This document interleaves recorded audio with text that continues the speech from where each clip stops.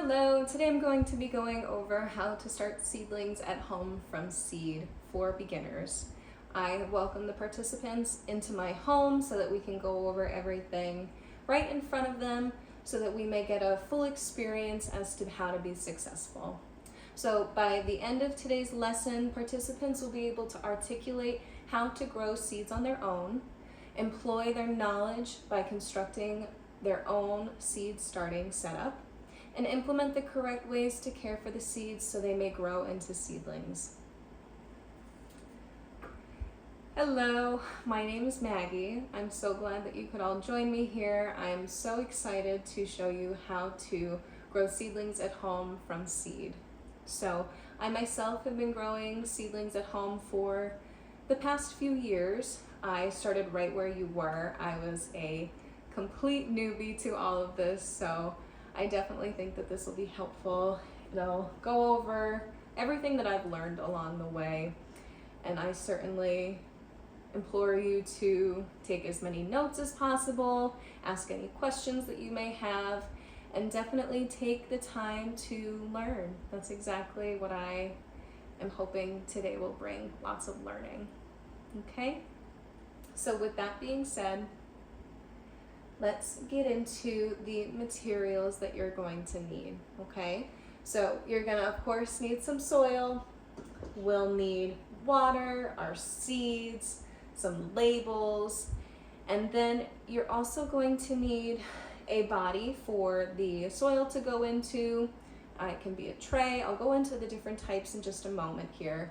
And then we're also going to need some sort of cover for it so that we can retain moisture. Today I will be using a plastic bag. I'll bring it out at the end when we're going over everything, okay? So to start here, I'm going to be growing some cherry tomatoes, jalapenos, and though they are not a vegetable, I'm also going to be growing lavender, okay?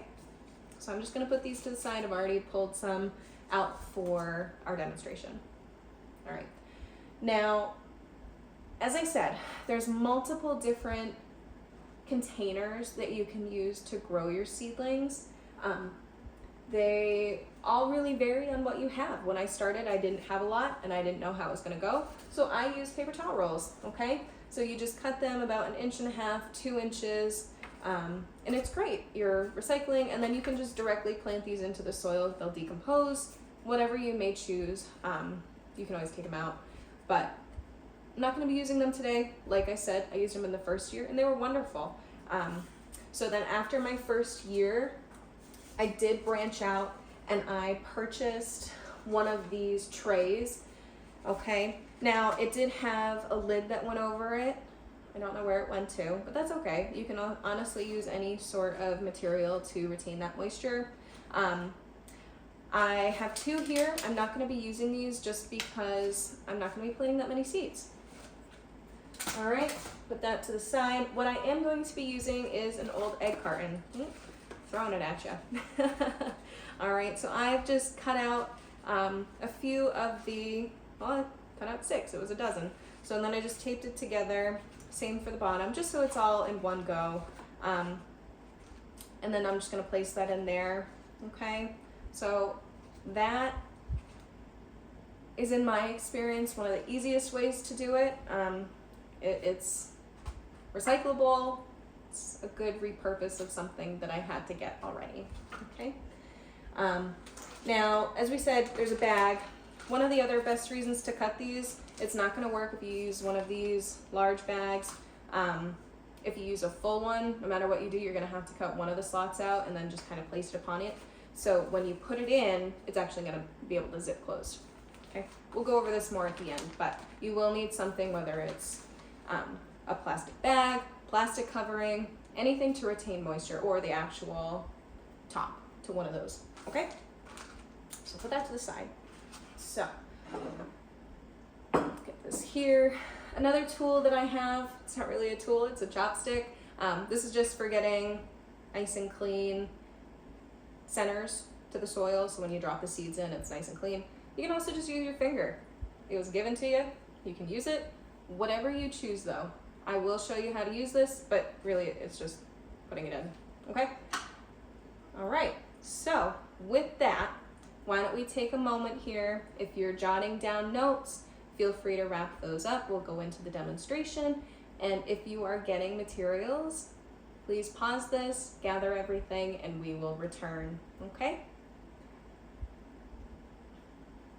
Okay, so with that being said, let's get into actually planting, okay? So you want to start planting seeds about 8 to 10 weeks before the last freeze. So that's, for me personally, about Memorial Day weekend. So last year was a little earlier though, so I'm starting about 9 weeks ahead of time. It will be fine. So that can be found, the time frame, on the back of these packets. The backs of these are going to hold all of the information that you need, okay? Another piece of information is what seeds to start indoors versus starting directly outside, okay? So these ones all say start indoors on the back. You're not going to be able to see it, I promise it does. But some of them are going to say to directly sow into the soil.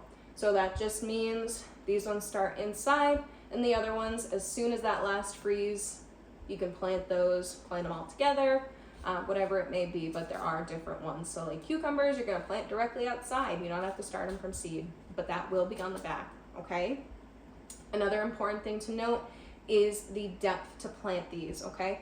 So tomatoes and the jalapenos, these are both 1/4 of an inch deep, okay? Lavender, this one you are barely going to cover with soil. That's exactly what it says. Depth, barely cover. Very important so that germination happens properly and so that seedling is able to effectively sprout up and branch through that soil, okay?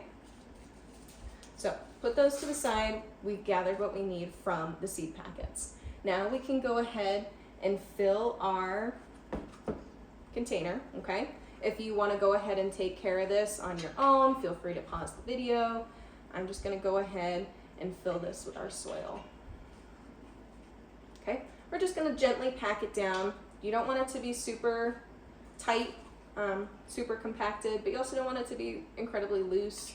There's like a nice happy medium. So now that we've got that, I'll put our soil to the side. Okay, brush our hands a little.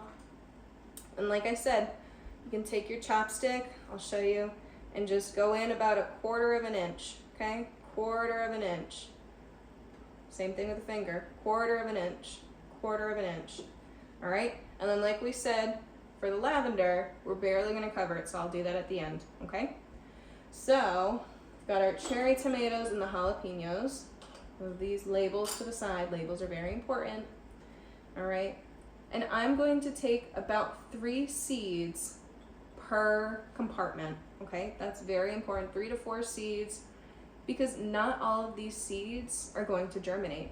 Perhaps you're gonna get a tray where every single one pops up, but in the event that only one comes through, you've at least planted 4 that are potentially going to rise and germinate, okay? So we can go into that more in another lesson, but you will eventually, if multiple come up, you'll select which one looks the best and what looks the strongest, and you're gonna pluck the other ones out, all right? But nonetheless, I'm gonna go ahead and just cover that back up with the soil, all right?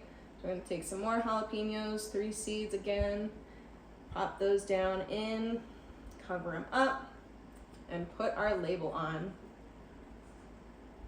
Okay, same for the cherry tomatoes.